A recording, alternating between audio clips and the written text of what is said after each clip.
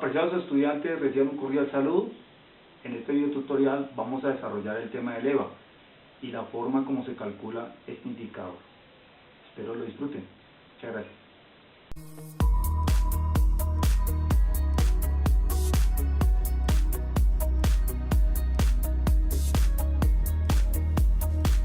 Esta sesión orienta la forma práctica del cálculo del EVA. Aunque no profundizo en la teoría del EVA como tal, es necesario por lo menos tener claro qué nos ofrece este indicador o qué es lo que trata de responder. El valor económico agregado, EVA, pretende reflejar los beneficios que genera una empresa luego de haber suplido todo el costo de financiamiento de la misma. Por consiguiente, es un indicador que mide de alguna manera si una empresa crea o no valor. El EVA trata de dar una respuesta técnica a las siguientes preguntas. ¿Son suficientes las ganancias que genera una organización? ¿Los resultados llenan las expectativas de retorno de los inversionistas? ¿Crea o destruye valor la empresa? ¿O cuáles son las ganancias después de deducir la carga por el costo de capital? Bueno, para poder continuar debemos ilustrar un poco el asunto. Vamos a utilizar dos estados financieros básicos que son conocidos por todos los financieros y son estos, el estado de resultados y el balance general. En síntesis, ¿qué nos muestra un estado de resultados? Un detalle de ingresos, en su gran mayoría obviamente deben ser operacionales, un detalle de egresos que por último nos lleva a calcular los beneficios, ganancias o utilidades.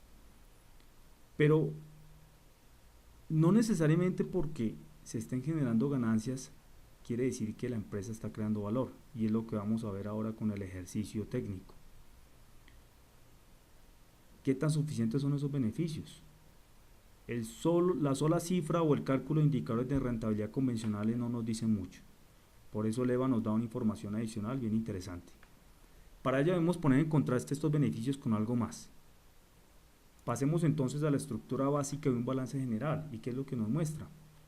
En principio, todos los activos de la compañía y todo el esquema de financiamiento, es decir, cómo está siendo financiado cada peso que yo encuentro en el activo o cada dólar.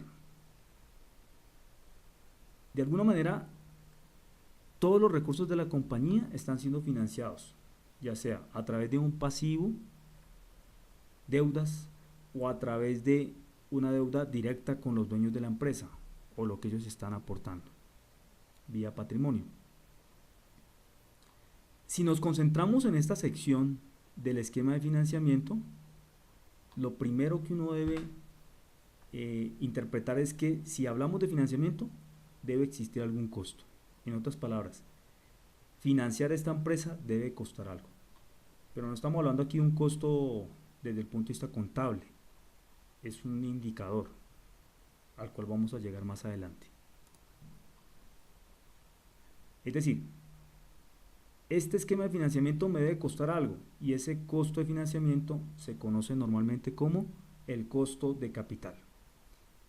Si yo logro determinar cuál es ese costo de capital y lo comparo con los beneficios obtenidos, puedo determinar si estoy creando o no valor.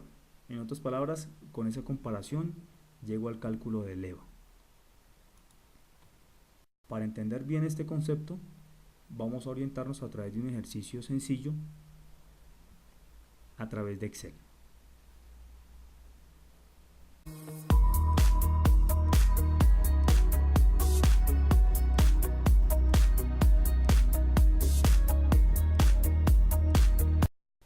Bueno, demos inicio a la orientación técnica para el cálculo del EVA. Lo primero es que debemos conocer brevemente cuáles son las partes que componen este indicador. Nos encontramos con el capital, que no es otra cosa sino los activos totales de la compañía,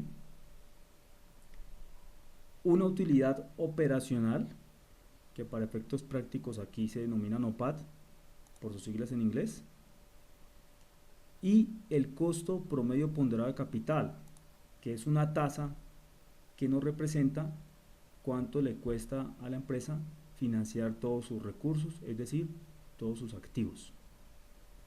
Por ello ven ustedes que la fórmula dice que es el NOPAT menos el capital por el WACC.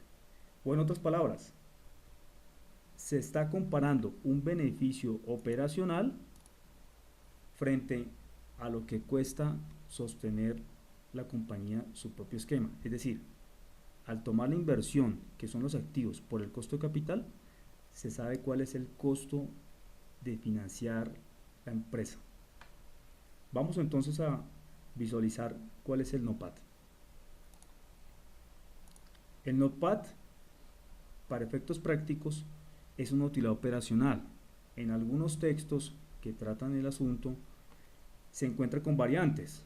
Algunos analistas prefieren, por ejemplo, utilizar el EBITDA. En nuestro caso vamos a utilizar una utilidad operacional y le vamos a descontar el impuesto de renta. Aquí, como ustedes ven, el resultado da 280 millones.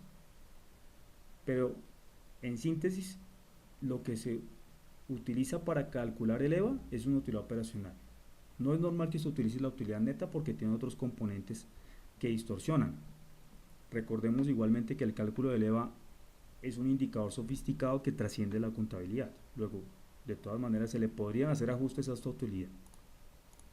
Pasemos ahora al WACC y en principio, antes de hacer el cálculo de este costo de capital, vamos a concentrarnos en el esquema de financiamiento de la empresa. El esquema de financiamiento de la empresa obviamente está compuesto, como vimos ahora rato, por todo su pasivo y su patrimonio. Luego, en el ejemplo que estamos tomando, estos 1.200 millones es el total de los activos, que es una de las variables para calcular el EVA. El esquema de financiamiento lo podemos tener tan detallado como lo encontramos normalmente en un balance general o tan simplificado como lo vemos aquí.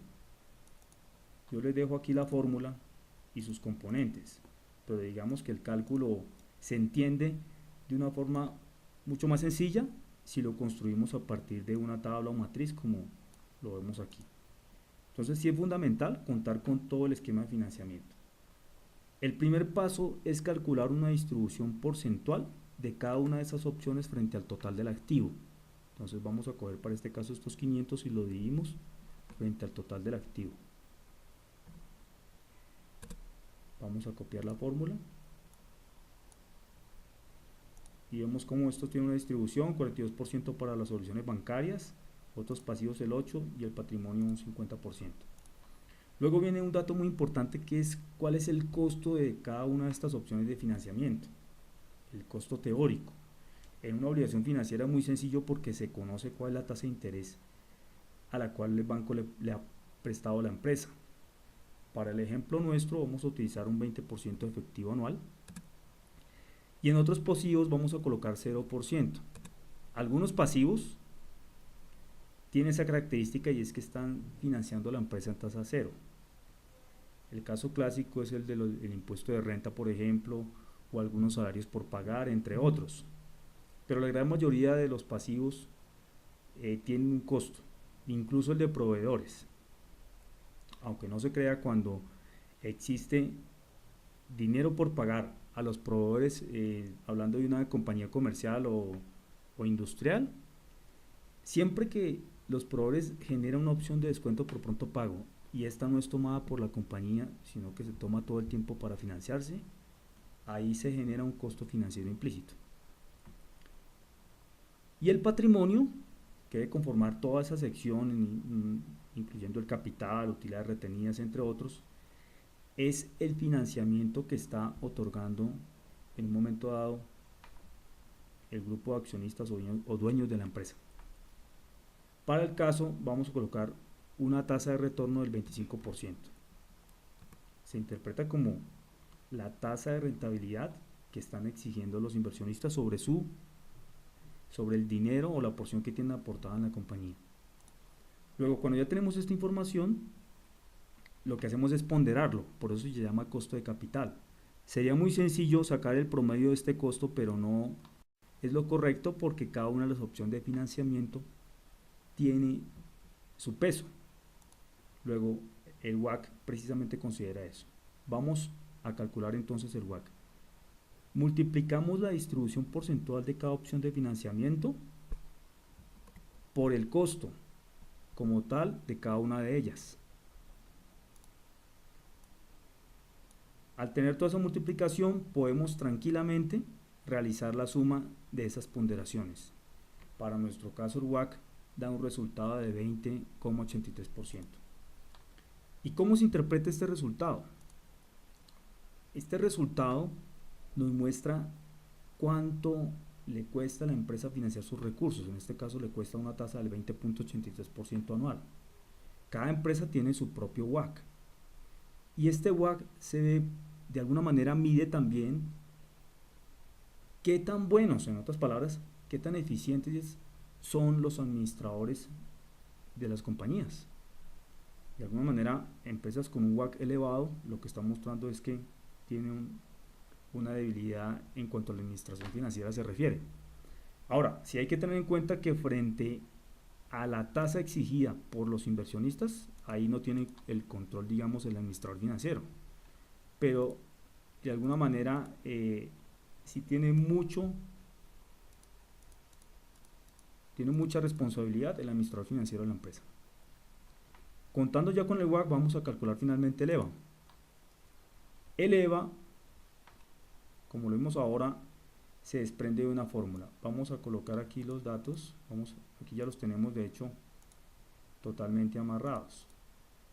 Los 280, que es nuestra utilidad operacional para el ejemplo, los 1200, que es el capital o los activos de la empresa, y el WACC. En nuestro caso, por consiguiente, el EVA nos da positivo, nos da una cifra de 30 millones. ¿Y cómo interpretamos este resultado? Entonces tenemos que ver la generalidad.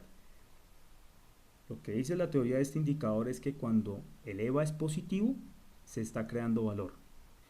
Y por el contrario, cuando el EVA es negativo, se está destruyendo valor. ¿Valor de quién? De los accionistas de la empresa.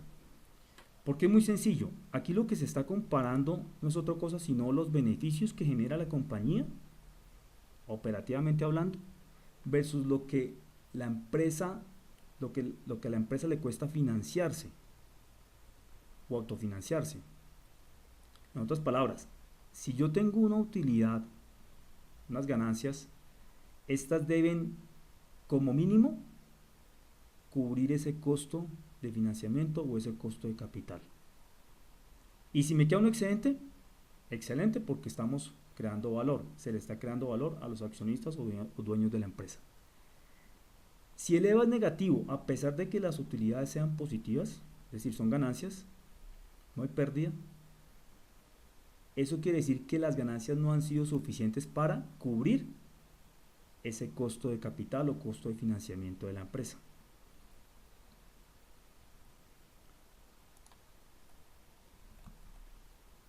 Espero que con esto haya quedado de alguna manera no solamente simplificado, sino claro el concepto básico del EVA. Recordemos que en este video tutorial se está tratando el cálculo técnico.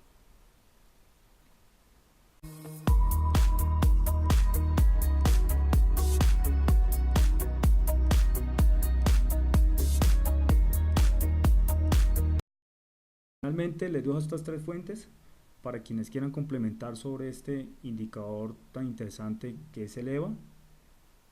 Están estos tres libros: Principios de Finanzas Corporativas, Análisis Financiero Aplicado y Análisis Integral de Empresas. Muchas gracias por su atención a través de este video tutorial. Espero que haya sido de mucha utilidad para que comprendan por lo menos las bases de lo que significa este indicador del EVA y en qué nos puede servir en las organizaciones. Muchas gracias y hasta pronto.